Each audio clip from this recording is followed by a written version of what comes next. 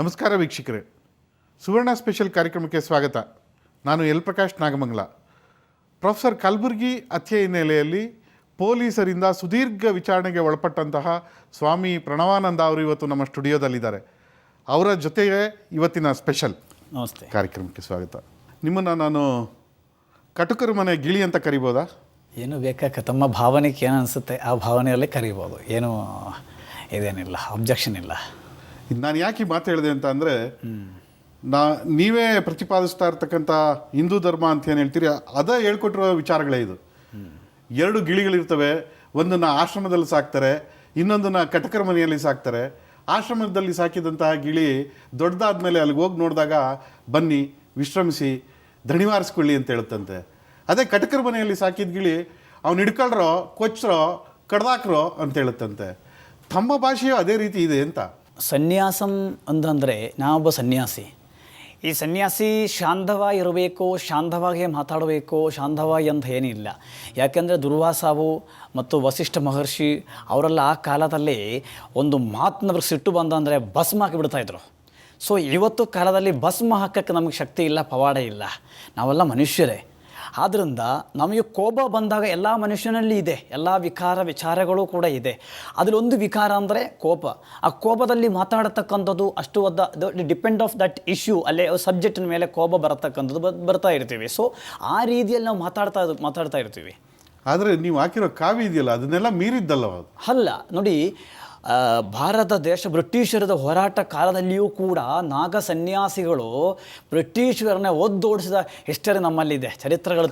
British ವಿರುದ್ಧದ ಹೋರಾಟ ಬೇರೆ, ಆದರೆ ಈಗ ನೀವು ನಡೆಸ್ತಾ ಇರ್ತಕ್ಕಂಥ ಪ್ರಚೋದನಕಾರಿಯ ಹೋರಾಟಗಳು ಬೇರೆ. ಇಲ್ಲ, ಸನ್ಯಾಸಿಗಳು, ಅದೇ ನಾನು ಹೇಳ್ತಾ ಇದ್ದೀನಿ, ಸನ್ಯಾಸಿಗಳು ಯಾವತ್ತೂ ಕೂಡ ಹೋರಾಟದ ಮುಂದೆನಿಂದ ಅವರಿಗೆ ಡೈರೆಕ್ಷನ್ ಕೊಟ್ಟಿರೋರು. ರಾಮ ಜನ್ಮಭೂಮಿ ವಿಷಯದಲ್ಲಿ ಎಷ್ಟೋ ಸನ್ಯಾಸಿಗಳು ದೇಹ ಪ್ರಾಣತ್ಯಾಗವನ್ನೇ ಆಗಿತ್ತು. ನೂರಾರು ಹೋರಾಟದಲ್ಲಿ ಸ್ವಾಮೀಜಿಗಳು ಏನು ಮಾಡಿದ್ದೀವಿ, ಮುಂದೆ ನಿಂತ್ಕೊಂಡು ಸ್ವಾಮಿ ವಿವೇಕಾನಂದನ್ ಕೂಡ ಹೋರಾಟದಲ್ಲಿ ಇದ್ದೆ, ಮಾತುಗಳಿಂದ ಕೂಡ ಸ್ವಾಮಿ ವಿವೇಕಾನಂದರ ವಿಚಾರಗಳನ್ನ ನೀವು ಡಿಸ್ಟಾರ್ಟ್ ಮಾಡಿ ಮಾತಾಡ್ತಾ ಇದ್ದೀರಿ ಅಂತ.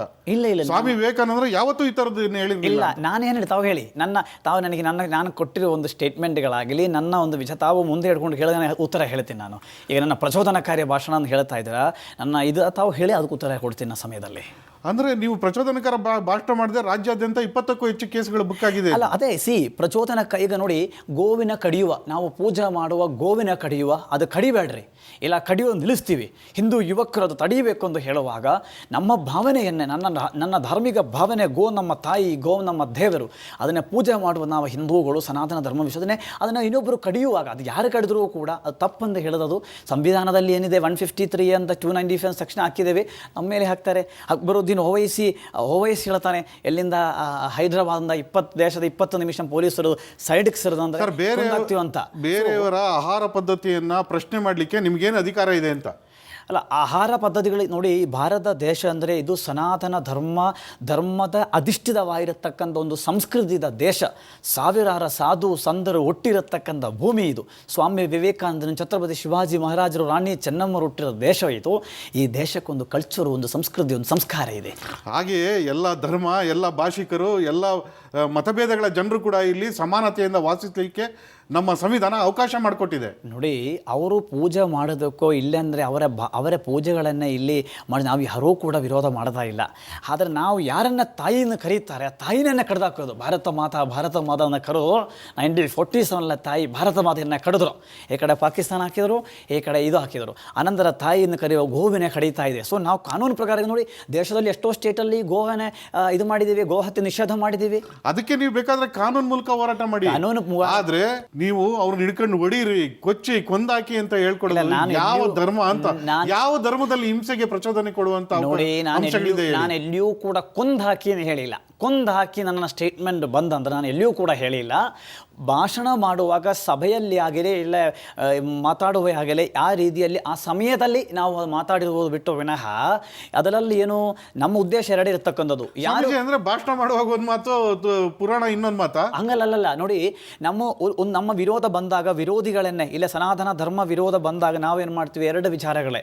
ಒಂದು, ಯಾರು ಈ ಸ್ಟೇಟ್ಮೆಂಟ್ ಕೊಟ್ಟಿದ್ದಾರಾ, ಇಲ್ಲ ಯಾರು ವಿರೋಧಿಸ ಅವರ ಗಮನಕ್ಕೆ ಹೋಗಬೇಕು. ಎರಡನೇ, ಸರ್ಕಾರ ಸರ್ಕಾರಕ್ಕೆ ಹೋಗಬೇಕು.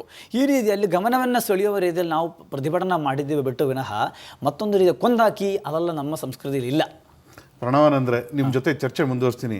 ಈಗ ಒಂದು ವಿರಾಮ ತೆಗೆದುಕೊಳ್ಳೋಣ. ಈಗ ಒಂದು ಬ್ರೇಕ್.